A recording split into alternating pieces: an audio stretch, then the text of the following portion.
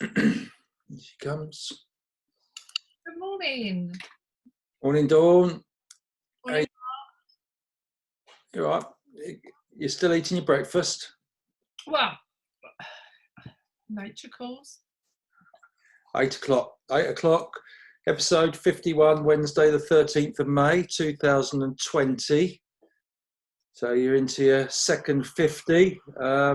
Sorry about that. There's Nicole making a cup of tea or coffee behind us. So excuse a bit of noise. But anyway, how you feeling? All right? Looking glamorous as ever? I'm feeling fine. I've just registered for the National Health Service app, and there's only one problem. I've got right the way through, but I can't connect to my doctor's surgery. And without that, I can't use the app. Oh, right, okay. That's further than I got anyway, because I didn't see the email come back with the login and then missed it, and it, of course, expires. So I've got to go through it all again. But you have to supply a passport photo and driving license and stuff, didn't you? A driving license, I did. Yeah. Yeah. But I'm using the one at, I can't remember which university it is. There's another one that I'm using, coronavirus system, which I'm doing as well. So I think the more information they have about you, in the sense that, yes, I'm feeling fine, etc., maybe we could get out of lockup a little bit quicker. So I'm willing to help. Or maybe not, because your phone will start pinging when you come into contact with people that have... Well, that's the other thing, because I just feel a little bit uncomfortable without, going back to sort of like, mind you, I don't like crowds anyway. I have to confess I'm terrible. I never go shopping after October because I can't stand the crowds. I don't like, coming in close what's the word? Proximity to the other people, and it just sort of like things. I think, and I don't get to panic. I just think, I want to go home. You're better than me at it, I'll give you that. Anyway, let's try and keep off the coronavirus a little bit. Oh yeah, sorry, I was only just saying what. Good, valuable information, public information advice. So well done on that. Good start. We're going to do the music first. I need lifting up. I've had been up 2 hours. It's only 8 o'clock. Faced with 2 dishwashers that didn't work and a dog that did a disgusting poo in the house because he's obviously got an upset tummy or something. So yeah, your engineer's coming to sort that out later. I think I might know what the problem is. I'm just doing one cycle, and then if it stops again, I think I'm going to. Not bore people too much with our dishwashers. Come on, let's crack on. I think we should bore them. We had music then. Cue it. Go. Right, hang on. The music yesterday was Into the Unknown from Frozen 2, and the competition was won by Angie Crush with support from her daughter Amber. Although I felt really sorry for Steve Fury, because there's another song from Frozen 1 that seems to start very similarly. Yeah. So it wasn't right though. It wasn't right though, no. And Steve's been very fair with this competition, and he handed the victory to Angie on this. It's supposed to be a bit of fun for this, ain't you lot? Vicious. It's vicious. We got 4 or 5 really good at it. I mean, they're going to get this one easy, I think. Well, we are actually collating people that we will have on our quiz team. I haven't, aren't we? We might have to have another competition to involve others. But anyway, go with the music. Okay. Music. Got to guess it. Again, very very short clip, and you've got to get the link to yesterday. So, are you ready? Keep quiet. Let's get going.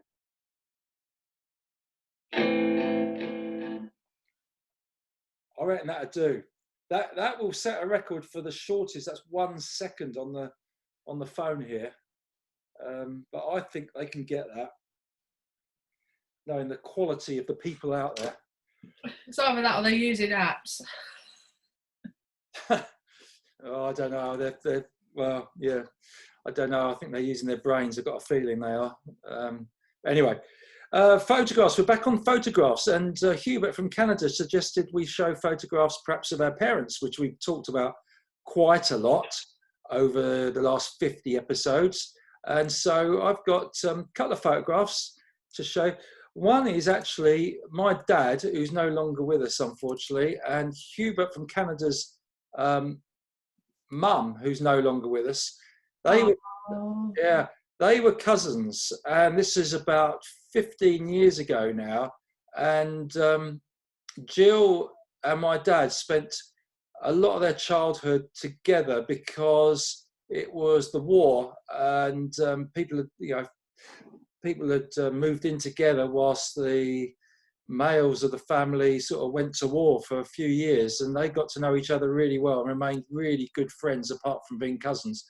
And I don't know if you've got anybody else in your life like that, but Jill, whenever Jill would visit from Canada, she was the one, well, not the one person, but I can't think of anybody else who brought out the best in my dad. He shone, it was like being lit up, because he wasn't the most gregarious person, my dad, but when Jill arrived, he was like a different person. Plus a bottle of red wine helped, I think. But yeah, have you got anyone else apart from me in your life that brings out the best in you like that?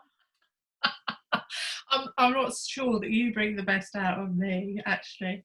I suppose I've got quite a few brothers and sisters, haven't I? So I suppose it's when I get together with them, I feel really comfortable and happy, and so. But I mean, it's difficult, isn't it? I mean, I'm pretty, outgoing anyway. So why do it's not a person who brings the best out of me. I'm just a happy, helpful person normally. Yeah, very good. And just quickly, I'll just show what my mum looks like. This is quite a good photo of her, actually. Here she is. Yeah. Yeah. Is that more today than? Yeah, that's last year, I think, and she'd had quite a bad year last year with her. Oh gosh, she was in and out of hospital, wasn't she, last year? She's doing all right. Yeah, she's doing fine. Yeah, so that's. And we might do your parents tomorrow. Well, you said you were going to do Julie Asher Smith today, so you've missed it. Yeah, she's got to do a bit more than take the mickey out of me and put laughing faces on her feedback to get. Oh right, okay. Yeah. I will dig out a photo of Julie though. She's very glamorous, athletic supporter. Makes an effort when she goes to meetings, doesn't she? Yes, she does. Yeah, and a fine supporter of her daughter. I will say that, and great sense of humour.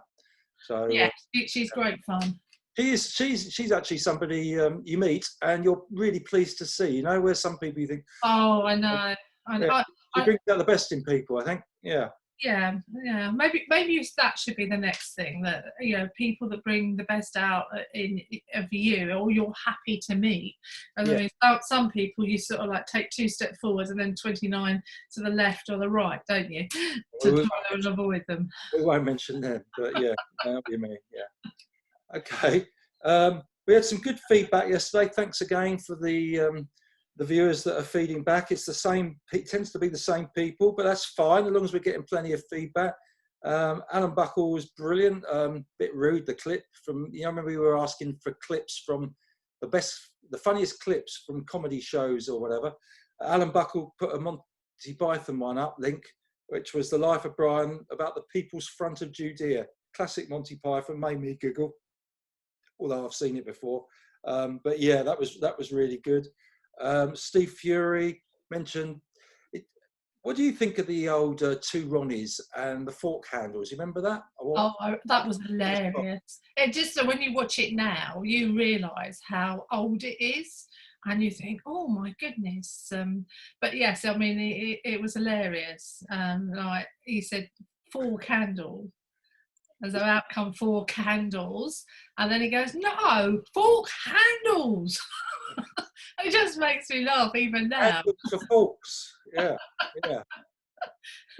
It's very, very clever, very well written. It was very, very clever. Yeah, some comedy like that.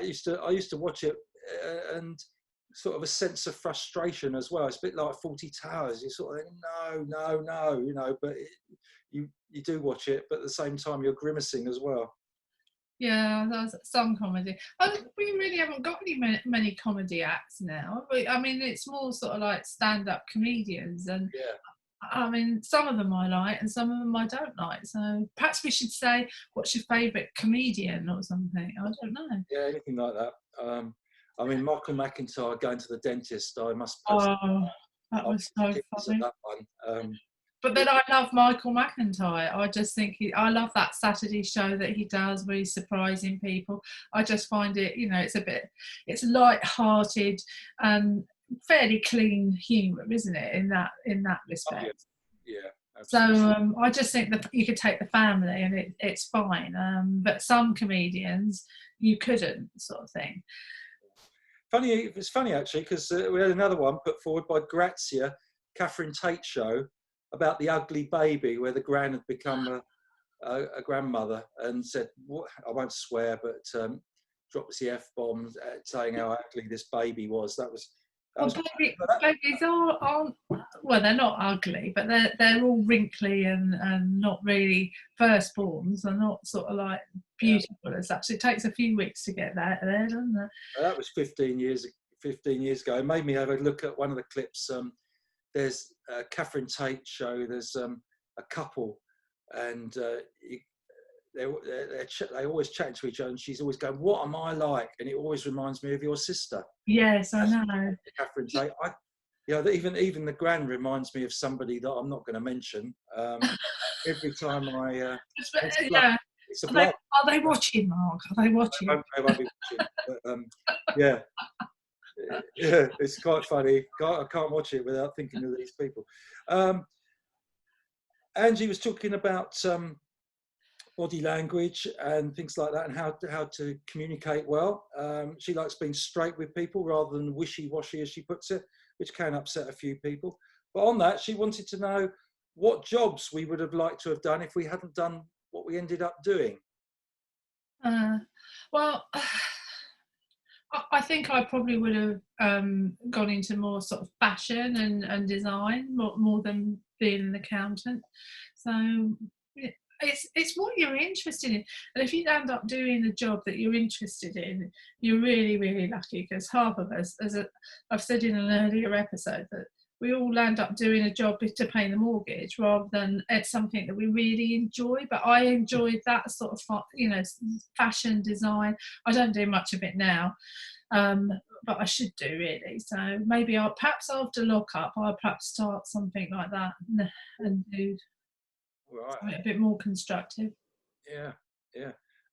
Well, I went into with a business that was selling parts for cars, and I've never been a great car person particularly, so I stumbled into that. Did a bit of everything, sales, HR, and everything at various times. I think looking back, I mean, it was really good. Obviously, everything's worked out well in the end. But yeah, I stumbled into it straight from college. So strokes of luck on the way. But really, perhaps for an interesting job, something like being a psychologist would have been quite good. I find that quite fascinating, looking, understanding how people tick and trying to sort out issues with that. Even better, perhaps sports psychology eventually, but that would have been quite interesting. I thought you did that anyway. Well, try a little bit. But I think it would be interesting to see whether any viewers have had a major change of job along the way, and just jack one in because it really wasn't one they were enjoying. You hear of these people like that, they've got really high paying jobs in London, etc., and suddenly you find that they've upped sticks and they're now having a hotel in the country, etc., because the pressure does get to you.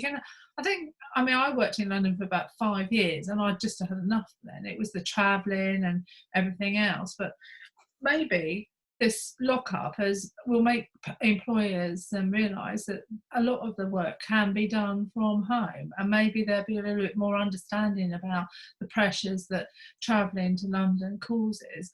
It is continuously. You don't never seem to get a break. You feel as if you're always on a train somewhere. Well, yeah, I do understand that, but sometimes it comes down to the sort of person you are, doesn't it? Because for example, I used to work with a guy who was our accountant or financial director at work, and I'll never forget. It was it was always stressful. Everything was stressful. There was always problems and issues to deal with. lots of people employed, and all sorts of things were thrown at you, and long hours were worked, etc. And he said to me once, he said, "Oh, wouldn't it be nice, Mark, just to step off the treadmill and I'd go and work at a tea plantation in India?" I don't know why he picked that particularly. And I said, well, it would, Neil, but to be honest, the type of person you are, you'd get there, and then within a few days, you'd be looking at the efficiency of planting them and picking them, and the financial implications of it, and seeing if there's more efficient ways of doing it, and measuring people. And before you know it, you'd be back to the same stresses, because it's just the sort of person some people are. So it's very difficult just to step up. I don't necessarily agree with that. I think that if you want to be busy, no, I don't necessarily agree with it, because I think if you're a busy person, sometimes you do want to get off the treadmill and do something different that isn't so. Yes, you will look at things to improve things, but then I think a person who's in industry should be doing that anyway. Yeah. No, I just think you're either a person that's quite focused and dedicated and always looking for challenges, and you can't change that sometimes. It's very difficult. Well, I mean, he's retired now and he's relaxing a little bit more, etc. I'm sure he's still doing various things. He's not someone who sits on his backside and think, oh, that's the end of that, I'll enjoy it or something. It's a really difficult one, isn't it? Let's be honest. So final bit of feedback, and that leads us into a little bit more about. Maybe we were talking about communication and body language and stuff. Was Grazia, who went on a course once, for public speaking, and own the space was the first thing. So you take control. You're going to get up there. You're going to own it. That's the way you're going to think. You psych yourself up for it. You look ahead and not down. I'm only looking down to read my notes.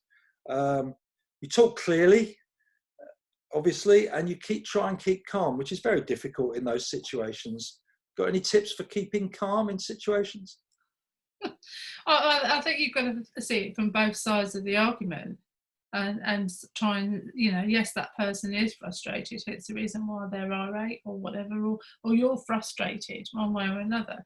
So you tend to say, well, we're not very good at it, you and I. So at the end of the day, I think we just let full blast our feelings. But with other people, I try and think, how am I going to calm them down enough for them to listen to me in the first place. So you sort of like your approach, and then sometimes if they're not prepared, you try one approach, and if it doesn't work, you try another, and then you have no alternative sometimes but to walk away or ask them to walk away, because until they've calmed down, you can't have a sensible conversation with them. But I do think that you've got to, when you're speaking to people, you've got to get their attention, and that's the key, isn't it? So if you say, I was listening to a program last night where they were saying you get this Irishman at the end of the phone when you're trying to terminate your contract, and he's going, oh, I'm just writing your birthday card.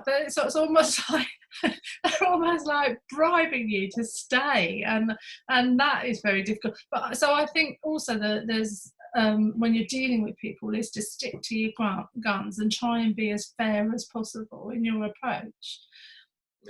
Yeah, very good. I mean, there's you brought out some of the points I'd written down from my little bit of research on this. Just to refresh and make me aware of these points, but empathise with the other person when you're trying to communicate, and you sort of touched on that. Listening is very important. Somebody once said you've got 2 ears and 1 mouth, use them in that proportion. Yeah. You like that one?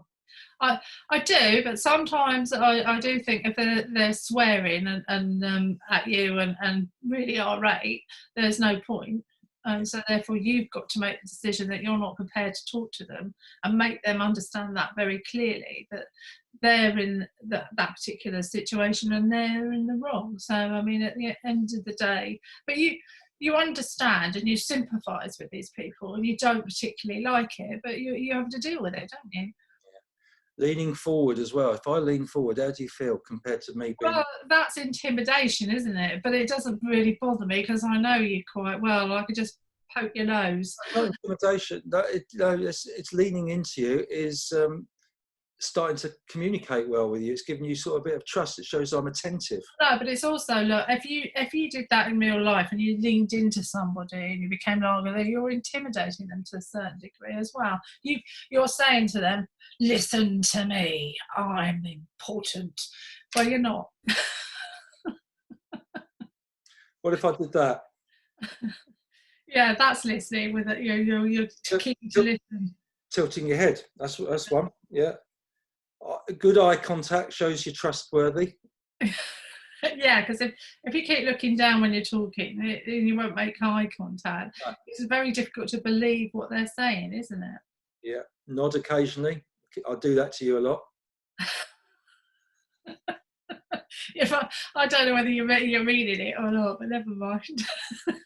Here's one for you. Finger tapping shows you're impatient. You're growing impatient. Well, I'm not finger tapping.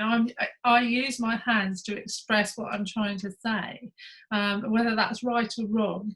That's it helps me. Mm. And did you know, if somebody likes you, they'll turn their feet towards you, and if they feel a bit uneasy, they'll turn them away from you. Oh, I just thought they were just friendly if they liked you. Oh, I didn't realise they'd have to turn their feet towards you. Yeah. I didn't realise that. But it's difficult to keep an eye on the feet when you're supposed to not look down, isn't it? So there's contradictions there. Anyway. And if you're walking and they're telling you their feet, you might just walk into them, mightn't you? It'll be chaos. Anyway, I think there's probably, I should time these things. I've got no idea where I'm going. Try and go less than 20 minutes. But thank you very much today. You lifted me up. I was feeling pretty naff at the start about this, but we got through it. So hopefully there's a bit for viewers to get their teeth into and give us their thoughts on some of those subjects. Well, they can come back with some little tips themselves. That'd be really good. See you later. Bye. Here we go.